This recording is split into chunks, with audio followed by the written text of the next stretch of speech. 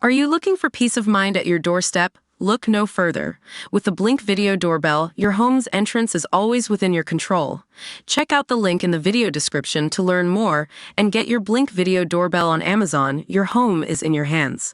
It's official. Keir Starmer's Labour Party has won the 2024 general election with a landslide victory of 362 seats, marking the first time they've been in power for 14 years.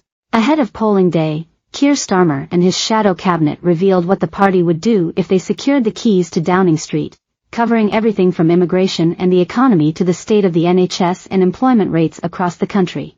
The party has been hinting at certain plans for months, and unveiled their 6 main priorities at a campaign soft launch event in May.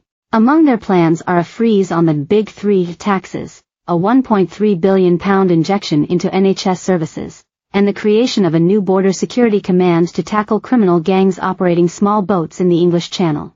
Follow the latest general election news in our daily live blog. At the launch event in Manchester, Mr. Starmer said, "The choice at this election is another 5 years of chaos under the Conservatives, with people paying £4,800 more on their mortgages, or change with Labour.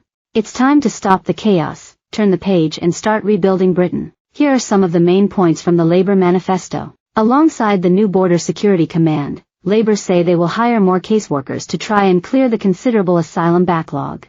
As per the manifesto, a strategic defence review will be launched in the first year of a Labour government, while a path would be set out to spending 2.5% of GDP on defence, a point of difference with the Tories, who have pledged to do that by 2030.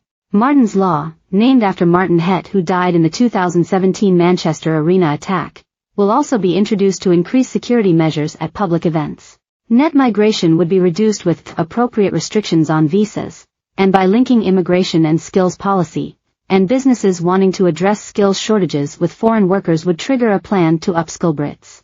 Labour's big tax pledge ahead of the manifesto launch was that none of the Big Three would be increased in the next parliament. That means VAT, national insurance and income tax. They have outlined that corporation tax will be capped at 25% for the entire next parliament. To raise a bit of cash, a COVID corruption commissioner would be appointed to recoup the public money that was lost in pandemic-era fraud. A new national wealth fund capitalised with £7.3 billion would be established to invest in ports, car factories, carbon capture and more. Brits aged between 18 and 21 would be guaranteed access to training, an apprenticeship or help to find work under Labour plans. Among the measures brought in to help support workers would be the banning of zero-hour contracts, the introduction of basic rights to parental leave, sick pay and protection from unfair dismissal, and the end of fire and rehire. Age bans for minimum wage would be removed so all adults receive the same amount, and a Labour government would ensure it is a genuinely living wage, according to the manifesto. It would also introduce a landmark Race Equality Act to enshrine in law the full right to equal pay for Black, Asian, and other ethnic minority people, while disabled people would also get a full right to equal pay. An additional 1 million potholes would be fixed in English roads, Labour have said, while the rollout of electric vehicle charge points would be accelerated. The party will also reintroduce the phase-out date of 2030 for new cars with internal combustion engines. Britain's railways would be brought into public ownership as contracts expire, creating a unified brand of Great British Railways. Communities would be handed control over bus routes and timetables by handing new powers to local leaders.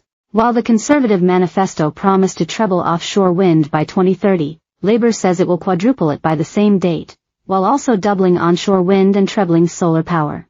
It's currently unclear if that means capacity or a different measure. The party would also aim to get the new Hinkley Point C nuclear power station over the line.